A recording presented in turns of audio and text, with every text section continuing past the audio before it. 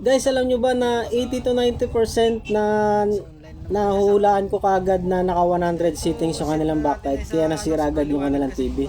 Kasi yun po yung lagi kong na-encounter po at yung lagi kong na-explain sa mga Kadalasan customer ito ko po. nakasagad sa brightness. Tingnan natin ha.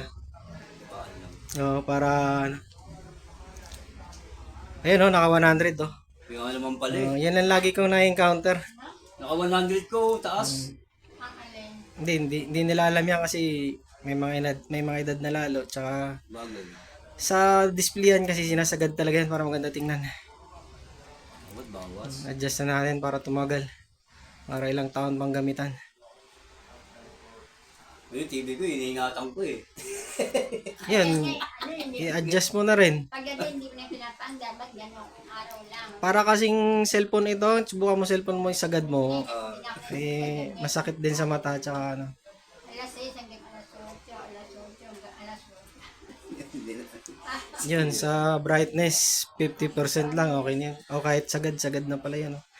Sa brightness na lang bawi. Backlight kasi importante yan eh. Tapos, apply to all settings kung meron. Parang wala ah. Wala oh. Wala to. No? Wala iba, yung ibang TV meron.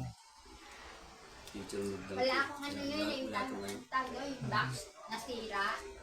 Yung box. Yung parang iba channel. Tingnan mo, maganda-ganda na sa mata. Hindi katulad kanina. 7 lang yan eh, wala akong channel 5. Hindi ka na nag-YouTube na eh. Ay, wala na hilig. Pero ba wifi?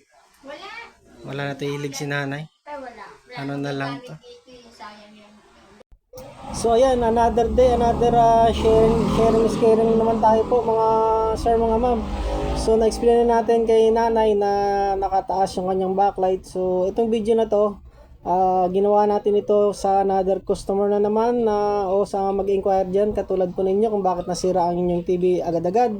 Kung bakit katulad yung issue ng TV ni nanay is logo lang and then mag-shutdown ulit siya, babalik ulit siya sa kanyang logo, yung kanyang Hisense. So kadalasan ng ganyang sira, yun nga po lumubo yung kanyang capacitor. I mean, madalas siya nasisira gawa nga mong nakasagad yung brightness tsaka backlight settings. Ang ganyang na-encounter ko po lagi, ang nasisira niya lagi is katulad niya na inverter side ng kanyang mainboard. Lumubo yung kanyang capacitor kaya siya nagpo-protect na. Tapos mabilis masira yung inyong backlight. Abutin lang po ng mga 3 to 4 years mabilis po mapupundi kasi mabilis po matutong yung kanyang backlight kasi sobrang ang liwanag sa sobrang settings ng kanyang backlight settings saka brightness settings. So ginawa ko tong video na to para hindi na rin ako mahirapan in the future kahit na marami na akong nagawang ganitong video or explanation sa inyo na kailangan niyo adjust yung brightness backlight para tumagal lang yung TV. So ulitin ko lang po kung ganitong content, paalala lang din sa mga baguhan na makabili ng mga bagong TV. So yun nga po yun lang po ang technique, adjust sa hindi pa po dyan nasiraan, adjust lang po sa low brightness, low backlight ng inyong TV para hindi agad kaya masisira ang inyong TV po. So sharing is caring, another day, another sharing is caring. So yun, maraming salamat po sa panonood.